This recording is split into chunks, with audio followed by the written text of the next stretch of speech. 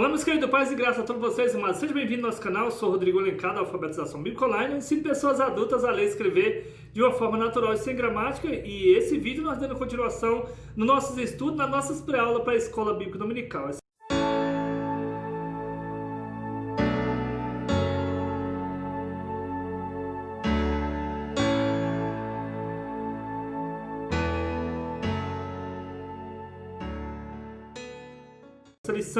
Essa revista é do quarto trimestre, nós estamos agora em 2020, e o título dessa lição é A Fragilidade Humana e a Soberania Divina, o Sofrimento e a Restauração de Jó. Essa revista é estudo bíblico da CPAD, estudo para adultos, e agora nós alcançamos também a lição de número 12, que tem o título Quando Deus se Revela ao Homem. Queridos, desde já eu quero desejar um Feliz Natal para você e toda a sua família, lembrando que o Natal é onde se comemora o nascimento do amor, né? O nascimento de Jesus. Que esse dia é o dia que nasceu, o ponto central da nossa adoração, Jesus. Porque só Ele é digno de toda honra, de toda glória e de toda a nossa adoração. O texto dessa lição, que nós chamamos o texto de ouro, se encontra no livro de Jó, no capítulo 40, no versículo 6, está escrito assim: Então o Senhor respondeu a Jó, desde a tempestade. Verdade prática. Mesmo transcendente e distinto de sua criação,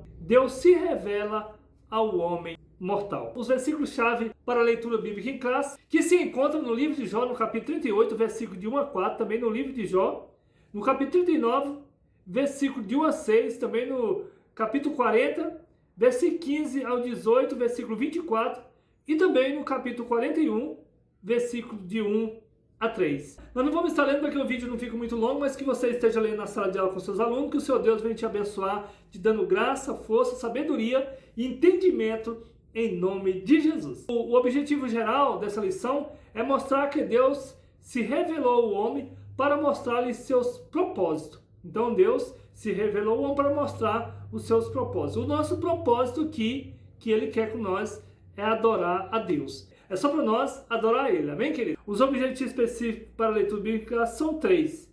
O primeiro tópico, ensinar que Deus se revela aos homens. No segundo tópico, pontuar que a criação expressa a glória de Deus. Então, a criação expressa toda a glória de Deus. No terceiro tópico, nós vemos aqui acentuar que nossa justiça jamais se sobreporá a divina. Jamais a nossa justiça vai sobrepor a justiça divina. O ponto central nós vemos aqui, diz o comentarista, Deus se revela ao ser humano. Na introdução, diz o comentarista, nessa lição vamos estudar como Deus se revelou a Jó e dialogou com o patriarca. Ele se revelou e dialogou, né? Conversou com Jó. Jó capítulo 38, versículo de 1 a 41. Esse episódio marca, né, o ápice do livro de Jó, pois mostra a quebra do silêncio divino. Então, aqui no livro de Jó, vai mostrar a quebra desse silêncio divino que Jó imaginava que Deus jamais falaria com o humano, né? Ao longo desse estudo, veremos que as respostas de Deus não são precisas segundo a objetividade, né, que os homens esperam, né, de acordo com o que os homens imaginam, esperam. Jó, portanto, é desafiado a comparar sua habilidade e sabedoria com as divinas e responder quem, de fato, age com justiça no mundo. Aí, Jó vai responder aqui quem é que age com justiça no mundo. Se é Deus ou se é humano, né? No primeiro tópico que ele diz aqui, a revelação de um Deus pessoal, onde ele se revelou aqui, a Jó. No livro de Jó vai mostrar, né, que Deus se revelou ao ser humano. Primeiro subtópico, o Deus que tem voz. Deus, ele tem voz, né, porque ele se revelou e ele falou com Jó. Prosseguindo o primeiro subtópico, o Deus que tem voz. Então Deus tem voz. Ele falou, né, com Adão, ele falou com os profetas, e diz aqui, o Altíssimo havia falado nos 2 primeiros capítulos, né? Mas essa fala era totalmente desconhecida por Jó e seus amigos ao longo do livro. Então, sabia que ele tinha falado nos primeiros capítulos, mas era desconhecido, né, por Jó e pelos seus amigos. Assim, até o capítulo 38, houve muitas falas sobre Deus, né? Até o capítulo 38, do 1 até o 38, houve muitas falas sobre Deus. E veja só, Jó falou, sua mulher e seus amigos falaram. Todavia, Deus mesmo não falou durante todo esse período. Deus não falou com eles durante esse período. Ele estava o tempo todo presente, mas sem dizer nada a Jó. Deus está todo esse tempo presente na nossa vida. Ele está vendo o que nós estamos fazendo, Ele está nos acompanhando, mas aqui Ele está em silêncio. Mas Ele sabe e está vendo todas as coisas, né? E diz aqui, até que quebrou o silêncio. Depois disso, o Senhor respondeu a Jó do redemoinho. Veja só, o redemoinho, né? Jó, capítulo 38 e o versículo 1. Então, Deus ele se revelou a Jó, né, de um redemoinho. Segundo subtópico, a poderosa manifestação de Deus. Veja só, a cena sem dúvida é impactante, parecida com a da pesca maravilhosa, né? Lucas capítulo 5, versículo de 1 a 11. Nós temos que estar lendo a Bíblia, nós saber as referências aqui que eles estão falando. Onde foi que ali que eles estavam pescando os discípulos, não tinham pegado o peixe, e Jesus chegou e deu uma ordem para eles, e eles obedeceram, jogaram a rede e pegou muito peixe. Naquele momento, Simão Pedro, né, após seguir a orientação de Jesus, pegou uma grande quantidade de peixe e ao recolher as redes que havia lançado, imediatamente exclamou: Senhor, ausenta-te de mim, porque sou um homem pecador. Lucas capítulo 5 e o versículo 8. Aqui então foi impactante. Mesma coisa, ele está falando que aconteceu com Jó também, né? Olha só, queridos, Deus ele se manifesta na nossa vida a partir do momento que você passa a amá-lo. Lá no Evangelho de São João, capítulo 14, versículo 21, aqui ele diz que, Jesus diz que aquele que me ama, né, guarda os meus mandamentos. Guardar não é pegar a Bíblia e guardar lá não, é pegar e conhecer, né, a sabedoria de Deus, né? E ele diz assim, aí eu amarei também, né? E meu Pai o amará e eu me manifestarei na vida dele. Então, Deus vai se manifestar em cima da sua fé, em cima do que você, né, ama a palavra do Senhor. Aí, dando continuação, então, Pedro aqui, nós vemos que ele falou, Senhor, eu sou pecador, né? Aí aqui, a majestade divina, né, impactou a Pedro. Pedro sentiu um impacto quando ele viu ali, na beira da praia, ali pescando, e ele sentiu a presença do Senhor ali, ele viu o Senhor, né? Não foi diferente com o patriarca Jó. Jó também sentiu o impacto, ele ouviu a voz que tanto ansiava por ouvir. Aí Jó ouviu aqui, né? E ele sentiu o impacto, né, ao ouvir, né, o Altíssimo. Jó estava diante de uma manifestação teofânica de Deus, e este falava-lhe por meio de redemoinho. Aí Deus se manifestou ali pelo redemoinho ali e ele ouviu a voz do Senhor, né, Jó? Então ele sentiu o impacto. Essa forma de manifestação divina é confirmada ao longo das Escrituras, como por exemplo com Moisés. Moisés, ali no livro de Êxodo, capítulo 19, versículo 16 e 19. Que isso mostra que Deus não é impessoal, quer dizer, ele é um ser pessoal que fala com as pessoas. Pelo contrário, ele é um ser que revela e fala com homens. Então ele fala com homens, mesmo sendo poderoso. Jó teve a sua vida transformada depois de ouvi-lo. Aí Jó foi impactado, ele teve a sua vida transformada depois de ouvir o Senhor. Terceiro subtópico, Deus que está presente. Veja só, expositores bíblicos destacam que Deus se revela como Jeová, o Deus do pacto. Então, muitos expositores bíblicos, né, estudiosos, dizem que Deus se revela como Jeová, o Deus do pacto, né, que faz um pacto com você, com o homem. Entre os capítulos 3 e o 37, aparecem várias referências a Deus, como o El Shaddai, o Deus Todo-Poderoso. El Shaddai, né, o Deus Todo-Poderoso. Na teologia tradicional, exposta pelos amigos de Jó, veja só, essa era uma forma fria e distante de se referir a Deus. Então eles achavam, eles faziam nessa teologia deles, como Deus era um Deus distante, um Deus que existe, mas que está longe dos homens. Então eles achavam que Deus que existe, mas está muito longe, né? Veja só, dessa forma, o El Shaddai era, no entendimento deles, o nome que identificava Deus como forte e poderoso, mas distante e indiferente. Então, na teologia deles, mostrava dos amigos de Jó como se Deus é um Deus, né, poderoso, tudo, mas que é muito distante, né, indiferente do que eles imaginavam. Essa visão tradicional de Deus acabou por exaltar sua soberania, mas diminuir sua compaixão e misericórdia. Nesse contexto, Jó clama por encontrar a Deus, quer dizer, ele quer clamando para encontrar Deus e chegar ao seu trono. Jó capítulo 23, versículo 3, 8 e 9. Prosseguindo aqui, ele disse: esse era o grande dilema do homem de Uz, quer dizer, do homem de Uz, que é Jó, né? Pensar que Deus o havia abandonado. Então também Jó, com toda a sabedoria, mas ele achava que Deus era tão grande que estaria abandonado porque não falava com ele na hora que ele queria ouvir ali, né? O patriarca nada sabia dos bastidores celestiais, onde o diabo apostou na sua falta de integridade. Ele nada sabia disso, de que o diabo queria, né, que Deus colocasse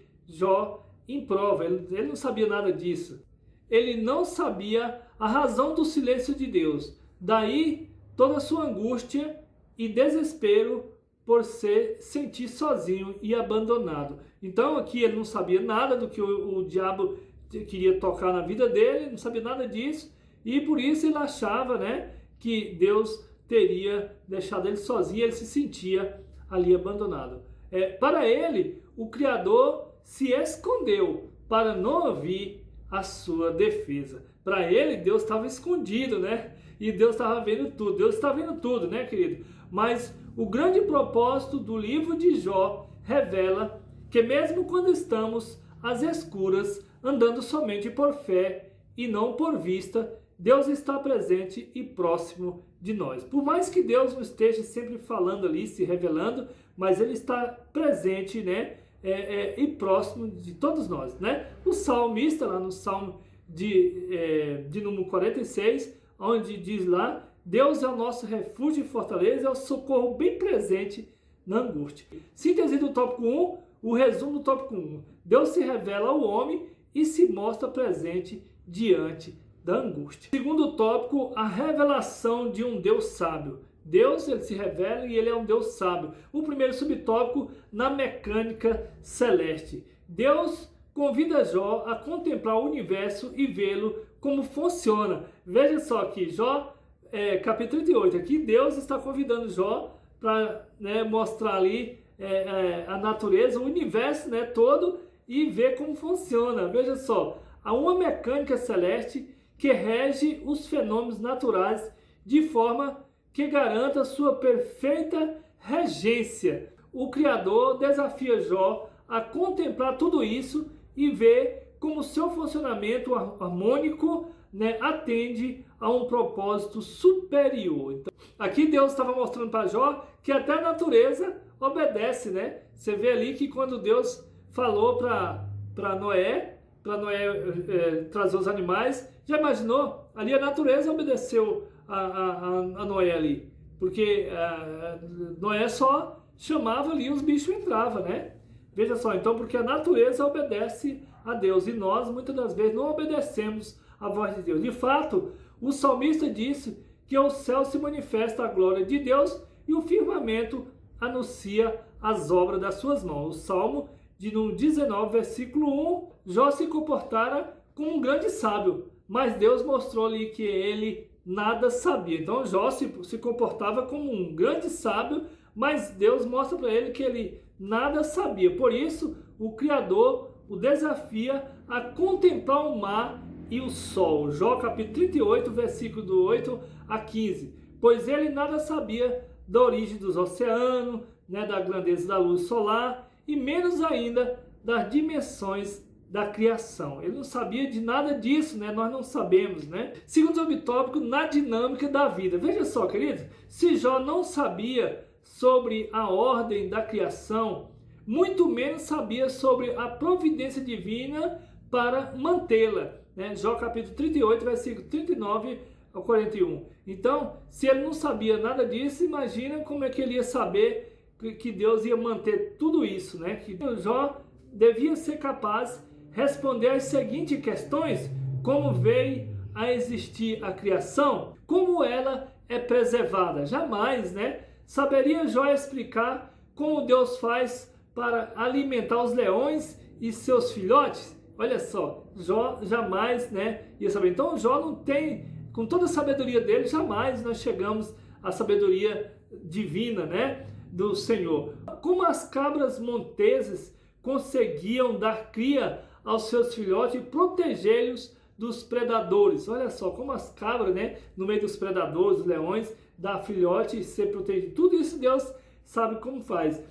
Jó capítulo 39, versículo de 1 a 4, e ele continua aqui, e sobre o jumento e o boi selvagem, né, o avestruz, olha só, o cavalo de guerra, né, o falcão, a águia, como que é que Deus faz e protege tudo isso? Está claro que há uma providência divina que preserva as coisas criadas. Então, há uma providência divina, está claro, né? Que Deus, né, cuida de toda essa criação.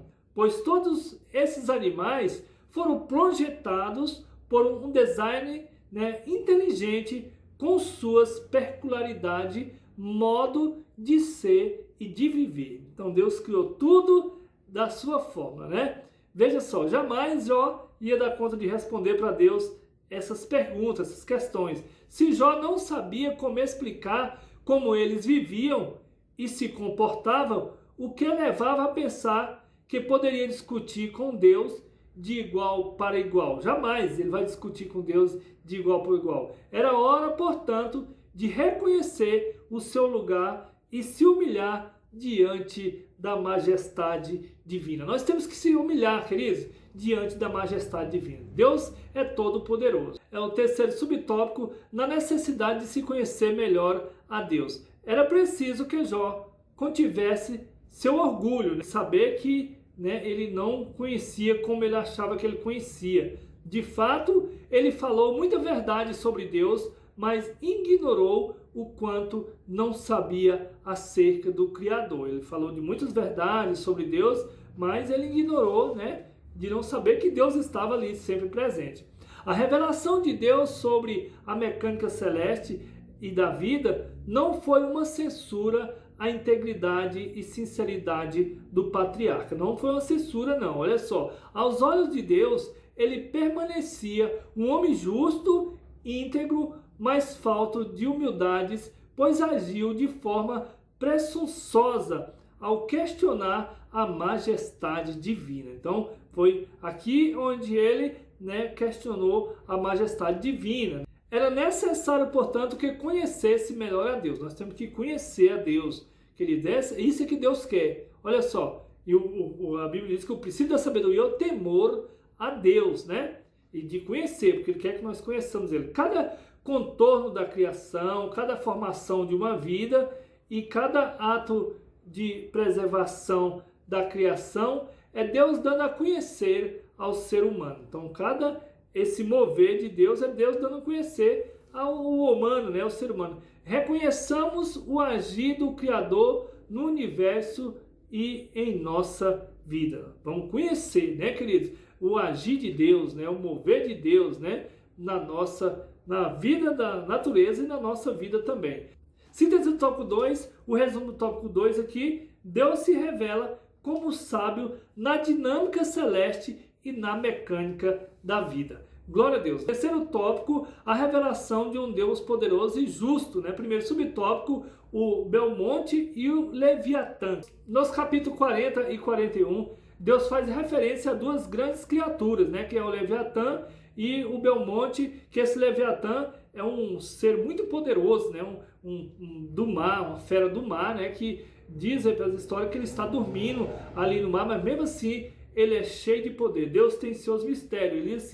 Ele chama a atenção de Jó para a natureza indomável desses animais, a fim de ilustrar o seu poder divino. Ele está só ilustrando o poder divino, que o poder de Deus é maior do que o do Belmonte e do Leviatã. E mesmo assim, o homem não tem condição de prender esse Leviatã.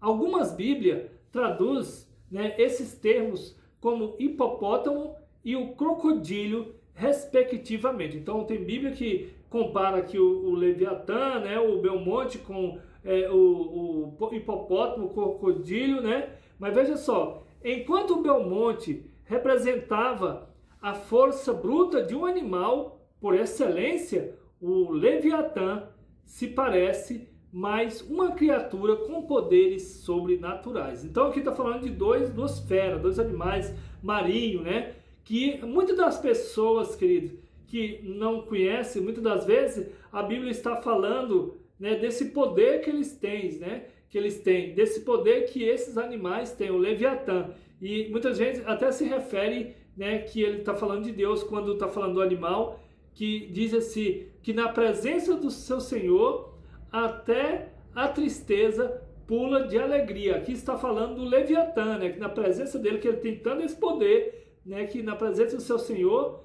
né, ali até a tristeza pula de alegria. Mas essa palavra, muita gente prega como se fosse Deus que estivesse falando, mas não, aqui está falando do Leviatã. Por isso que é bom a gente prestar atenção. Ele se apresenta, por exemplo, dessa forma em Isaías 27. Assim o Belmonte e o Leviatã representam o ápice da força, tanto natural como sobrenatural. Então aqui o Leviatã, o Belmonte, representa uma força natural de um animal, né? E muito poderoso. E o Leviatã, uma força também sobrenatural, né? Assim como é inexplicável e maravilhoso o mundo criado por Deus. É maravilhoso porque Deus, né, tem os seus mistérios. Mesmo poderoso, Belmonte e Leviatã estava debaixo da mão de Deus. O homem jamais tem capacidade de domar esses animais. Aqui Deus estava fazendo essa comparação. Dizem também nas histórias bíblicas que o Leviatã, ele tem as escamas que são muito bonitas. Diz que quando você vê ele, diz que ele tem uma aparência muito linda, né? Mas, portanto, ele é um animal indomável. Veja só, mas Deus tem todo o poder sobre esse animal. Então, Jó aqui já perdeu, né? Porque jamais ele poderia se debater com Deus. Jamais nós podemos ir se debater com Deus o que Deus quer fazer da nossa vida. Segundo subtópico, justiça e graça. Se Jó não é capaz de lidar nem com Belmonte e nem com Leviatã,